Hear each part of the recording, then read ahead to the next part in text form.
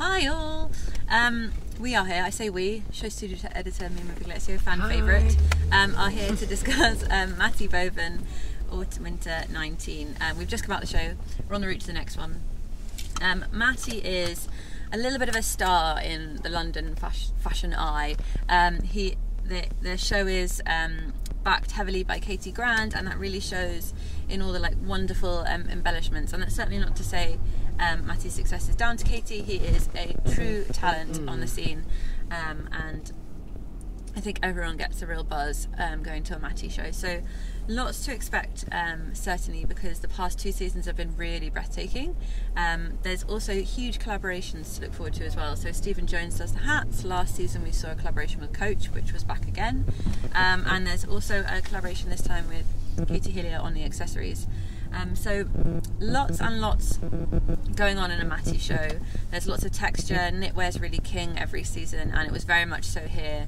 Lots of heavy crochets on big busting hips that kind of swaddled as models moved, which kind of adds to the drama of the show.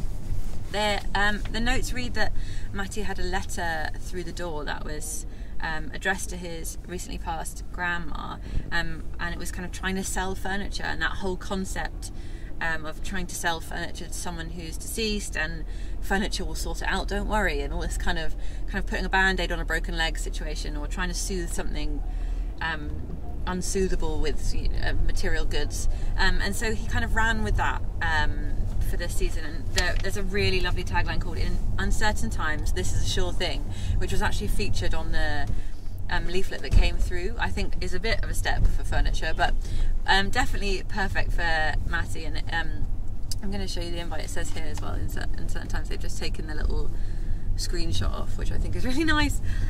So this whole showing fashion and showing such beautiful chaos in uncertainty, this is a sure thing. And also kind of looking to witchcraft, and you can see that in staffs that the models were holding, and the accessories that Katie Hillier had done were kind of hanging off as charms, and it was all kind of collecting little things that might bring you luck or might bring you hope, or rub this foot for this kind of rub this foot for good fortune, and that kind of thing. So lots of chains and crochet.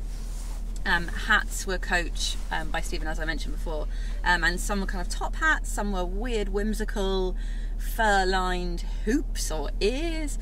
So slight element of a little bit crazy, a little bit chaotic, and you kind of get that when you're referencing witchcraft and magic, and it very much felt almost Stonehenge-y, but make it wonderful and high fashion. And I can imagine them all chanting together backstage and conjuring up something magical.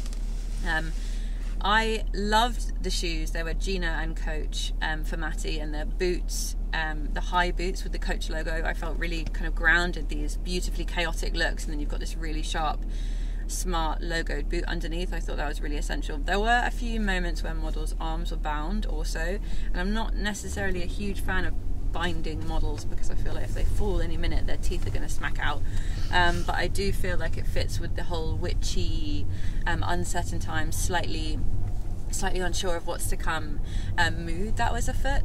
So overall I was really impressed. I thought the details were the real strength here. When you look at the garments and the way things move, and the textures, the knitwear, the accessories, everything all together, the chaos of it is what really sung for me, and I really thought it was a strong progression. There were moments as well with tights and the socks and the shoes where I was a bit like, oh, this feels a bit Galliano, it feels a bit Westwood, and I don't mean that in a copycat way, I mean that in a real success way, in an English way. In an English way, yeah. Mimma, I'm bringing you in because I've waffled for long enough. I echo most of what you said, and first of all I loved it because there was an attitude to it. Yes. And I was reading about, I didn't read it before, so about the witchcraft, and I don't believe in magic yet. And one thing that I love about witches is that they are tough, self-assured. Witches, also the women that are considered witches in the modern times are the women that, they're self-assured, they know what they want. And these women, first of all, they were all the same. They had the same black wig and the same makeup, so you barely recognize models. And I like when in a show there is one woman, and then they had this very strong attitude that made it for me more interesting, because sometimes it tends to be, and again, it's not negative, but it tends to be a little bit costumey. Yes. And I don't particularly like fashion when it's costumey, because I, with my business head, I also think about, wearing it and selling it, whatever. But this, thanks also to Steven's hat and the shoes and the boots, as you were saying, and the attitude, it made it grounded, it made it possible. Yeah. Somehow. I don't know if I'm making sense, but there was this totally. chaos, as you were saying, in the clothes and in the accessories and in the material and some knitwear that was very interesting. And then those real shoes and those hats and that attitude, and those women with those black wigs, they were making it real, and I really, really loved it. I really loved it too. I think that top and tailing is kind of essential, I would say. Yes. Yeah. It grounded it in a way. For sure. And I'd love to see some of that knitwear up close. It was very good. Definitely saw some stars and wonderful kind of typical Matty shapes, like Matty logo and such. Were definitely all there, and there was some really nice corsetry as well that kind of had some fun detailing on the chest. Some tailoring, 1 or 2 jackets that were really extraordinary and very grown up. Yeah, very grown up, and the faux fur as well. I'm hoping was it faux fur? I hope it was fur that had that. It looked very real. It looked very real, but it had that slight sheeniness to it that faux fur has. Okay, I hope. I was trying to find it, but I couldn't. Yeah, but those capes with the slightly pointy shoulders just added to that attitude that you speak of. That's very kind of my tribe, my place, attitude my was cult. Fantastic. Yeah, and I'd love that this is this group of women are kind of in uncertain times. You can rely on us, like join us. That was for me the certainty, because when you read, there's always something certain in uncertain times. Yeah.